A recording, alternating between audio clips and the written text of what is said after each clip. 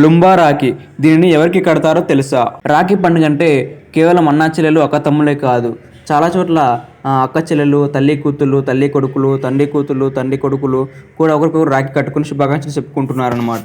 చాలామంది భార్యలు వాళ్ళ భర్తలకు కూడా రాఖీలు కడుతూ ఉన్నారు, వాళ్ళ వదినమ్మలు కూడా రాఖీలు కడుతూ ఉన్నారు.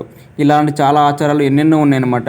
మరి దీనిలో ఉన్నటువంటి ముఖ్య ఉద్దేశం ఏంటి, మరి దీని వెనుక ఉన్నటువంటి కథ ఏంటి అనే విషయం మనం ఇప్పుడు తెలుసుకుందాం. రక్షాబంధన్ అంటే రక్షణనిచ్చే అనుబంధం అని అర్థం. సోదరుడు సుఖంగా ఉండాలని చెప్పేసి సోదరి రక్ష కడుతుంది. అదేవిధంగా సోదరికి నిరంతరం రక్షగా ఉంటారని చెప్పేసి సోదరుడు బాస్టగా నిలబడతాడనమాట. అన్న చెల్లెలు అక్క తమ్ముళ్లకు మాత్రమే ప్రత్యేకమైన ఈ పండుగ రోజున ఎటు చూసినా వాళ్ళ హడావిడి కనిపిస్తుంది. అయితే ఇదే రాఖీ పౌర్ణమి రోజున సోదరుడిని పక్కన పెట్టి ఇతర కుటుంబ సభ్యులకు రాఖీ కట్టే సంప్రదాయం కూడా మన దేశంలోని కొన్ని రాష్ట్రాల్లో ఉన్నది. వినడానికి ఆశ్చర్యంగా అనిపించినా ఇది నిజం. మరి ఇంతకీ అదెక్కడ? అక్క చెల్లెళ్ళు సోదరుని కాదని ఇంకెవరికి రాఖీ కడతారు? ఎందుకు ఇలా తెలుసుకోవాలంటే ఇది చదివేయండి. వదినమ్మకు రక్షాబంధనం. అన్న వదినలంటే తల్లిదండ్రులతో సమానంగా భావిస్తుంటారు అక్క చెల్లెళ్ళు. తాము తీసుకునే నిర్ణయంలో వేసే ప్రతి అడుగులోనూ కూడా వాళ్ళ సలహా తీసుకుంటారు. ముఖ్యంగా అన్న అర్ధాంగిగా తమ ఇంట్లో అడుగుపెట్టిన వదినకు ఇంటి పెత్తనం అంతా అప్పగిస్తారు. ఒక మాటలో చెప్పాలంటే తమ ఇంటి గృహలక్ష్మి అయిన వదినమ్మకు అత్యంత ప్రాధాన్యత ఇస్తుంటారనమాట రాజస్థాన్ సోదరిమణులు. అందుకే రక్షాబంధన్ పర్వదినాన తమ వదిన చేతికి రక్ష కడతారు. ఈ క్రమంలో తమతో పాటు ఇతర కుటుంబ సభ్యుల్ని ఇంటిని క్షేమంగా సురక్షితంగా చూసుకోవాలని కోరుతారనమాట. ఇందుకోసం లుంబా రాఖీ పేరుతో తయారైన ప్రత్యేకమైన రాఖీల్ని కొనుగోలు చేస్తారు. వీటిని కూడా మణికట్టుకు కాకుండా గాజులకు వేలాడేలా కలిరా మాదిరిగా రక్ష కడతారనమాట. ఇక ఈ కాలపు అక్కా చెల్లెల అభిరుచులకు తగినట్లుగా ఈ లుంబా రాఖీల్లోనూ ఆకర్షణీయమైన రంగులు, మెరుపులు, సిక్కిన్ రాళ్ళు, bracelet, beaded, jhumka style, kundan style ఇలా విభిన్న రకాలు లభిస్తున్నాయి. వాటిలో నచ్చినవి ఎంచుకుని వదినమ్మ మనసు దోచుకుంటారు రాజస్థాన్ ఆడపడుచులు. ఇక శ్రీవారికి ప్రేమతో బంధనం. పెళ్ళయ్యాక అమ్మాయిలు భర్త అత్తవారింటితో అనుబంధం పెంచుకోవాల్సి ఉంటుంది. అయితే పండుగలప్పుడు ఆడపడుచులు పుట్టింటికి రావడం, ముఖ్యంగా రక్షాబంధన్ రోజున తమ అన్నదమ్ములకు రాఖీ కట్టడం మన ఇళ్లలో సర్వసాధారణమే. అయితే కొన్ని రాష్ట్రాల్లో సోదరుడితో పాటు తమ భర్తకు రాఖీ కట్టే ఆచారం ఉందట.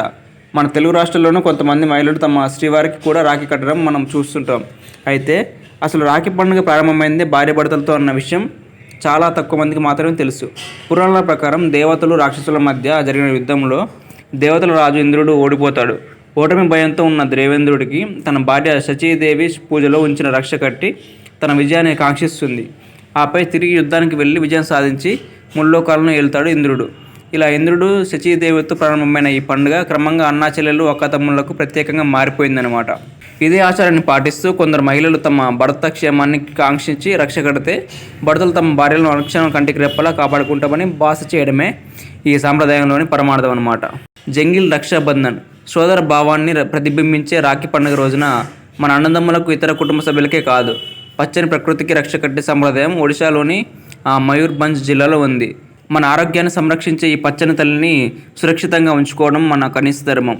ఈ ఆలోచనతోనే అక్కడి ప్రజలు రాఖీ పౌర్ణమి రోజున దగ్గరలోని అడవి వద్ద పెద్ద ఎత్తున గుమిగూడి చెట్లు, మహావృక్షాల కొమ్మలు, కాండలకు రక్ష కడుతుంటారు.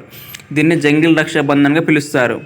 ఈ ఆచారం 2004 నుంచి ప్రారంభమైందని, పర్యావరణ పరిరక్షణను తాము పాటించడంతో పాటు దీని ప్రాముఖ్యాన్ని ఇతర రాష్ట్రాలు, దేశాలకు చాటి చెప్పాలన్న ముఖ్యోద్దేశంతోనే ఈ పండుగను ఏడాది జరుపుకుంటున్నట్లు అక్కడి ప్రజలు చెబుతారనమాట.